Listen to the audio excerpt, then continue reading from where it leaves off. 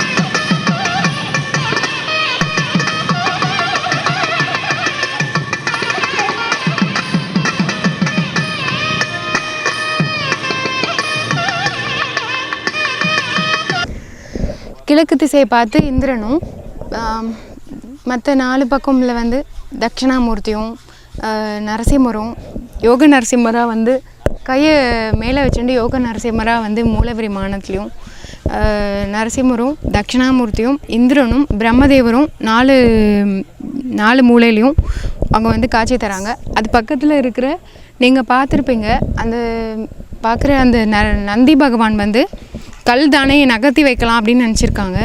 அது வந்து நகரவே இல்லை அப்படிங்கிற மாதிரியான ஒரு தகவல் வந்து சொல்லியிருந்தாங்க. அது வந்து ரொம்ப அதிசயமாக இருக்குது இந்த கோவிலில் கேட்கும்போது. நீங்கள் இந்த கோவிலுக்கு வந்தீங்கன்னா இதெல்லாம் நீங்கள் கண்டிப்பாக பார்வையிடுங்க.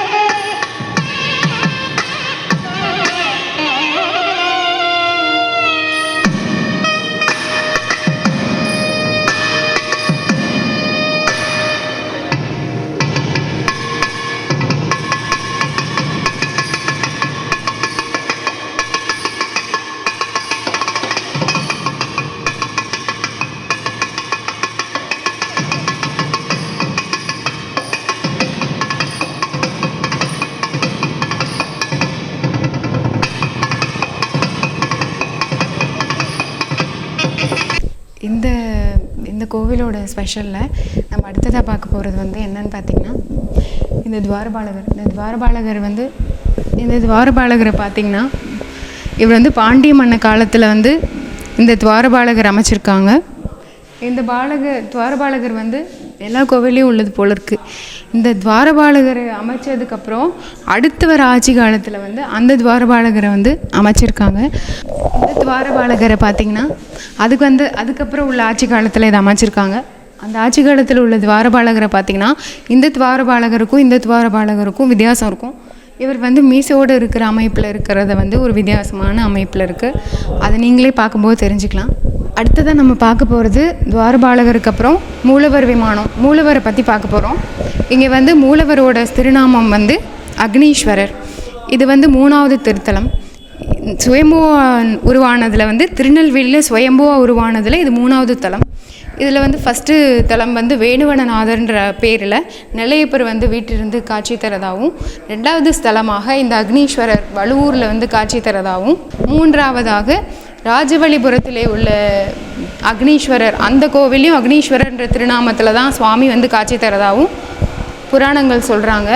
இந்த மூலவர் வந்து மேற்கு பார்த்து இருக்கிறதும் சுயம்பா தோண்டி இருக்கிறதும் இந்த தலத்தோட விசேஷம். இந்த ஸ்தலத்தில் பார்த்திங்கன்னா இன்னும் நிறைய நம்ம அதிசயங்கள் பார்த்துட்டே இருக்கலாம். பார்க்க ஒவ்வொரு அதிசயமாக வந்து நம்மளுக்கே பிரம்மை பூட்டுற விதத்தில் இருக்குது. இங்கே உள்ள நந்தி பகவானை பார்த்திங்கன்னா மூலவருக்கு எதிர இருக்கிற அந்த நந்தி பகவான் வந்து காதுகளை செவி கொடுத்து பக்தர்கள் சொல்கிற பிரச்சனையை கேட்குற மாதிரி காதுகளை வந்து நீட்டின மாதிரியும், பெருமாள் சுவாமி கூப்பிடும்போது எந்திருந்து நின்று அவரை என்னன்னு கேட்குற போல மாணி கோலத்துலேயும் இங்கே இருக்கிற நந்தி பகவான் வந்து காட்சி தர்றது இன்னும் பெரிய சிறப்பாக இருக்குது. இங்கே உள்ள நந்தி பகவான் வந்து இவ்வளோ விசேஷமாக வந்து நம்ம எங்கேயுமே பார்த்ததில்ல. ஸோ இங்கே உள்ள நந்தி பகவானையும் மூலவரான அக்னீஸ்வரர் சுவாமியையும் நீங்கள் வந்து கண்டிப்பாக தரிசனம் பண்ணுங்கள். தரிசனம் பண்ணி வாழ்க்கையில் எல்லா நன்மைகளையும் பெற்று செல்லணும்னு நான் கேட்டுக்கிறேன். பார்த்திங்கன்னா நான் பேசிகிட்டு இருக்கிறத அவரை பற்றி சொல்லிகிட்ருக்கிறது கூட அவர் கேட்குறது போல் தோற்றத்தில் இருக்கார். இந்த நந்தி பகவானோட முதுகில் வந்து திமில் வந்து நல்ல பெருசாக கண்ணுக்கு தெரிகிற போலையே மற்ற இடத்துல பார்க்க முடியாமல் ஒரு நல்ல அமைப்பில் இருக்கிற மாதிரி தெரியுது. நான் இப்போ சொல்கிறதெல்லாம் கூட அவர் கேட்டுருக்கிற மாதிரியான அமைப்பில் இவர் இருக்கிறாரு. அதுவே ஒரு பெரிய சிறப்பு.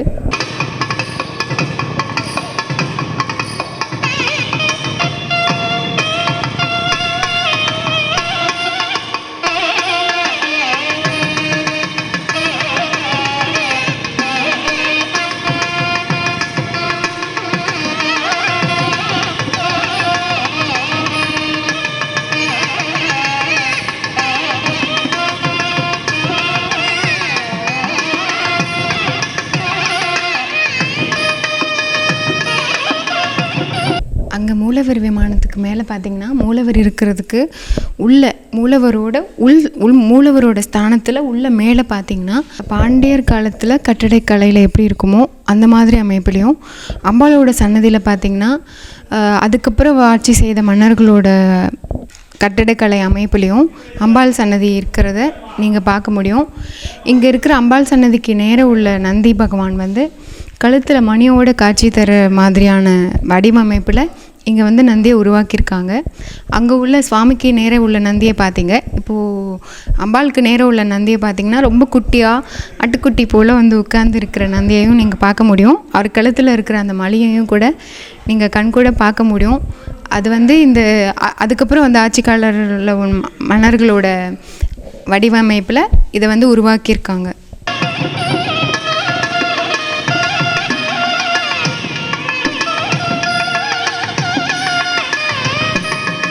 இப்போ இது வரைக்கும் நம்ம எல்லாருமே கோவில் பற்றி தெரிஞ்சுக்கிட்டோம். இப்போ கோவில் பற்றி இன்னும் அரிய தகவல்களோட இந்த கோவிலோட அறக்கட்டளையின் தலைவர்கிட்ட கேட்டு தெரிஞ்சுக்கலாம் நம்ம. வணக்கம், நான் தில்லைக்குமார், ஸ்ரீ அழகிய நாயகி அறக்கட்டளையினுடைய தலைவராக இருக்கிறேன். இத்திருக்கோயில் வந்து சுமார் 1000 ஆண்டுகள் பழமையான ஒரு திருக்கோயில். சுவாமி மேற்கு முகமாக சுயம்பு தலமாக பாவிக்கிறார் ஸ்ரீ அக்னீஸ்வரர். இத்திருக்கோயில் வந்து தச வீரட்டான தலத்தில் 2வது தலமாக மகேஸ்வர தலமாக விளங்குகிறது. சுவாமி வந்து மகேஸ்வர மூர்த்தியாக இருக்கிறதுனால முக்தி தலமாகவும் விளங்குகிறது. கல்வெட்டுக்களில் வந்து ராஜராஜ சதுர்வேதி மங்கலம் என்ற பெயரிலும் திருவழுதியூர் என்றும் வழுதூர் என்றும் பெயர் வர காரணமாக இருக்கிறது. அக்னி தேவன் வந்து வழிபட்டு பிராயச்சித்தமானதனால் அவருக்கு வந்து இந்த தலத்து இறைவருக்கு அக்னீஸ்வரர் என்ற பெயரும், ஸ்ரீ வன்னீஸ்வரமுடையார், வன்னீஸ்வரமுடைய நாயனார் என்ற திருப்பெயர்களும் கல்வெட்டில் காணப்படுகிறது. பாண்டிய மன்னர்கள் 3 அரசர்கள், முதலாம் சடையவர்மன், முதலாம் விக்ரம பாண்டியன், முதலாம் சடையவர்ம குலசேகர பாண்டியன், முதலாம் சுந்தர பாண்டியன் விக்ரம சுந்தர பாண்டியன், முதலாம் மாரவர்ம சுந்தர பாண்டியன் போன்ற அரசர்கள் வந்து அந்த காலத்தில் அரசாட்சி செய்து இறைவனை வந்து வழிபட்டு நிறைய நிலங்கள் வந்து தானமாக இறைவனுக்கு வந்து எழுதியிருக்காங்க. சந்தியா தீபம், அதுபோக அணையா நெய்விளக்கு, குறிப்பாக சண்டேஸ்வர பிள்ளையாருக்கு நித்திய வழிபாடு ஆகியவற்றிற்கு நிலங்கள் வந்து தானமாக கொடுக்கப்பட்டதை வந்து நாம் அந்த கல்வெட்டுகளில் வந்து அறிகிறோம். சந்திர சூரியர் காலம் வரை அணையாதீபம் இருக்க வேண்டும் என்று அவர்கள் வந்து மிகப்பெரிய ஒரு சங்கல்பத்தோடு இத்திருக்கோயிலுக்கு நிறைய தான தர்மங்கள் வந்து பண்ணியிருக்காங்க. அதுபோக இக்கோயிலில் வந்து அக்னி தீர்த்தமானது ஈசான பாகத்தில் அமைந்திருக்கிறது. போக தெற்கில் வந்து கடனா நதியும் தாமிரபரணியும் இணைந்து செல்லக்கூடிய ஒரு தீர்த்த கட்டமாகவும் இத்தலம் வந்து விளங்குகிறது. அது மிகப்பெரிய சிறப்பு. புற்றுநோய்க்கு தாக்கம் இருக்கக்கூடியவர்கள் இந்த தலத்து இறைவனை வழிபட்டு அந்த தீர்த்தத்தை அருந்தி வர பெரிய அளவில் மாற்றம் கிடைக்கும் என்பது ஒரு ஐதீகம்.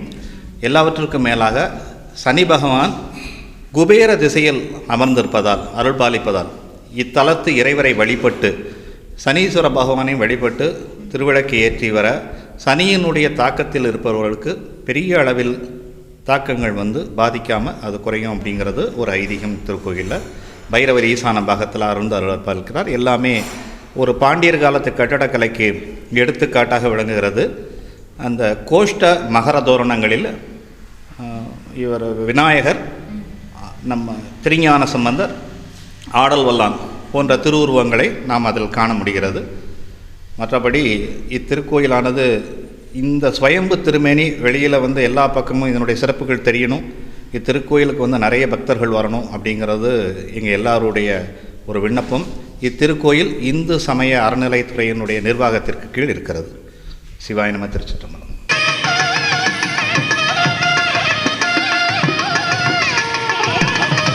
கோயிலோட கும்பாபிஷேகம் வந்து 10/2/2025 வந்து நம்ம பார்க்க போகிறோம். அந்த கும்பாபிஷேக பணிகள் எல்லாமே அவங்க வந்து எடுத்து பண்ணிகிட்ருக்காங்க. ஸோ இப்போ அவங்கக்கிட்ட என்ன பண்ணுறாங்க அப்படின்னு கேட்கலாம். ஸ்ரீ குருப்பியோ நமஹ. ஹரி ஓம்.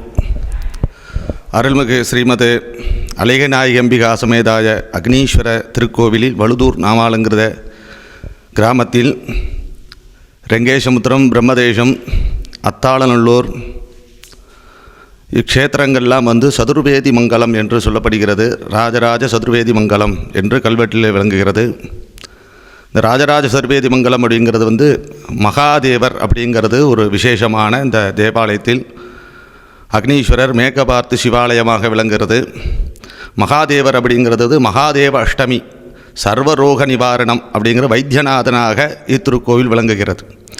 அதனால் இந்த திருக்கோவில் வந்து அன்னதானம் அப்படிங்கிறது ரொம்ப பிரசித்தமாக, மகேஸ்வர பூஜை அப்படிங்கிறது ரொம்ப விசேஷமாகவும், அன்னதானம்ங்கிறது ரொம்ப விசேஷமாக ஒரு காலகட்டங்களில் பிராமணர்களுக்கு வந்து வேத பாராயணம் செய்வதற்காக அன்னம் பாலிக்கும் வகையாக இத்திருக்கோவில் விளங்குகிறது. இத்திருக்கோவிலில் 1949 வருஷம் இத்திருக்கோவில் கும்பாபிஷேகம் நடைபெற்றுள்ளது. 2001 ஆண்டு இத்திருக்கோவில் மகா கும்பாபிஷேகம் நடைபெற்று 23 ஆண்டுகள் கழித்து 2025 10/2/2025 மகா கும்பாபிஷேகமானது சீரும் சிறப்பாக நடைபெற உள்ளது. இத்திருக்கோவிலில் உள்ள அனைத்து மூர்த்திகளுக்கும் அஷ்டபந்தனம் சாய்த்து திருமதி புனராவர்த்தனம் செய்து ஜீர்ணோத்தாரண அஷ்டபந்தன மகா கும்பாபிஷேகமானது சீரும் சிறப்புமாக நடைபெற உள்ளது. ஆன்மீக பக்தர்கள் அனைவரும் இந்த கும்பாபிஷேகத்தில் கலந்து கொண்டு அழகநாயகி அம்பிகா சமேத அக்னீஸ்வர பரமேஸ்வரனுடைய அருளை பெற்று சர்வரோக நிவாரணம், எல்லா வியாதிகளும் உடம்பில் உள்ள எல்லா வியாதிகளும் நிவர்த்தியாக வேண்டும். அதே பாகத்தில் இத்திருக்கோவில் அக்னி ஈசான பாகத்தில் அக்னி தீர்த்தம் என்று சொல்லக்கூடிய விசேஷ தீர்த்தமானது விளங்குகிறது. இந்த தீர்த்த கட்டத்தில் உள்ள ஜலத்தை பிராசனம் பண்ணினால் சர்வரோக நிவாரணம் என்று சொல்லலாம். சுவாமியோட திருமேனியில் உள்ள தீர்த்தத்தையும் எடுத்து பிராசனம் செய்தால் சர்வரோக நிவாரணம் என்று சொல்லப்படுகிறது. எல்லா வியாதிகளையும் குணப்படுத்தக்கூடிய ஒரு விசேஷமான ஒரு ஸ்தலமாக இந்த கோவில் விளங்குகிறது. ஆன்மீக பக்தகோடிகள் அனைவரும் இது கோவிலை கண்டிப்பாக தரிசனம் செய்து அம்மையப்பரின் அருளை பெற்று கும்பாபிஷேகத்துக்கு நிதிகளை நல்ல முறையில் வழங்கி ஆன்மீக நித்திய பூஜைகளுக்கு தடையில்லாத அளவுக்கு இந்த கோவிலை மேலும் மேலும் சிறப்படைய வேண்டும் என்று பணிவுடன் கேட்டுக்கொள்கிறேன். இது திருக்கோவில் அறநிலையத்துறை நிர்வாகத்தின் கட்டுப்பாட்டில் உள்ளது. இதைத் தொடர்ந்து வழுதூர் மகாபக்த ஜனங்கள், ரெங்கேசமுத்திர மகாபக்த ஜனங்கள், ஆன்மீக கோடிகள் அனைவரும் இத்திருக்கோவிலில் தரிசனம் செய்து அமையப்பணி அருளை பெற்று செல்லும்படி கேட்டுக்கொள்கிறோம். இத்திருக்கோவிலின் கமிட்டியாக விளங்கக்கூடிய அலைகநாய் அறக்கட்டளை என்று சொல்லக்கூடிய இந்த அறக்கட்டளையானது விளங்கி கொண்டிருக்கிற அந்த அறக்கட்டையில் நிதிகளை நல்ல முறையில் சுவாமிக்கு அர்ப்பணம் செய்து அமையப்பணியின் அருளை பெற்று செல்லும்படி மிக தாழ்மையுடன் கேட்டுக்கொள்கிறோம். தை 21 மகா கும்பாபிஷேக மகா கணபதி ஹோமம் என்று நிகழ்வானது ஆரம்பமாக உள்ளது. அதைத் தொடர்ந்து தை 28 மகா கும்பாபிஷேகமானது சீரும் சிறப்பமாக நடைபெற உள்ளது. இத்திருக்கோவில் திருநள்ளார் என்று சொல்லக்கூடிய அந்த க்ஷேத்திரத்தின் இணையாக உள்ள ஒரு கோவிலாகவும் விளங்குகிறது. இத்திருக்கோவில் வன்னீஸ்வரமுடையார் என்று சொல்லக்கூடிய வன்னிமர விருட்சத்தின் அடியில் இருந்து சுயம்புமானது தோன்றப்படுகிறது.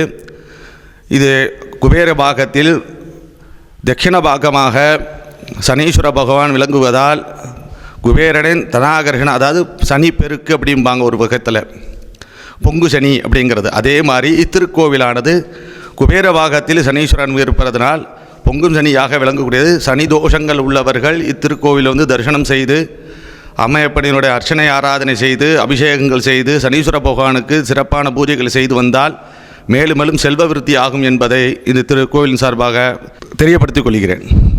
இப்போது நம்ம பார்த்தது திருநெல்வேலி மாவட்டம் அம்பாசமுத்திரம் வட்டம் வழுதூர்ன்ற கிராமத்தில் இருக்கிற அக்னீஸ்வரர் அழகிய நாயகி திருக்கோவிலை பற்றி நான் இப்போ உங்களுக்கு சொன்னேன். இந்த கோவிலோட கும்பாபிஷேகம் 8 நாட்கள் நடைபெறுகிறது. 3/2/2025 10/2/2025 வரைக்கும் 8 நாட்கள் இந்த கோவிலோட கும்பாபிஷேக விழா நடைபெற இருக்கிறது. இந்த கும்பாபிஷேக விழாவில் 10 நாட்களும் கலந்துக்க முடிகிறவங்க, இந்த ஊர் மக்கள், இந்த வீடியோ பார்க்குறவங்க எல்லாருமே கலந்துக்கோங்க. அப்படி முடியாதவங்க சுவாமியோட அருளை பெறுறதுக்கு அந்த கும்பாபிஷேக தினம் அன்னைக்காவது கலந்துக்கிட்டு சுவாமி அம்பாளின் அருளை பெற கேட்டுக்கிறேன். இன்னொரு முக்கியமான மிக சிறப்பான ஒரு விஷயத்தை நான் இங்கே பதிவு பண்ண விரும்புகிறேன். அது என்னன்னு பார்த்திங்கன்னா, வன்னி மரம் அப்படிங்கிறது அக்னியோட ஸ்வரூபம்.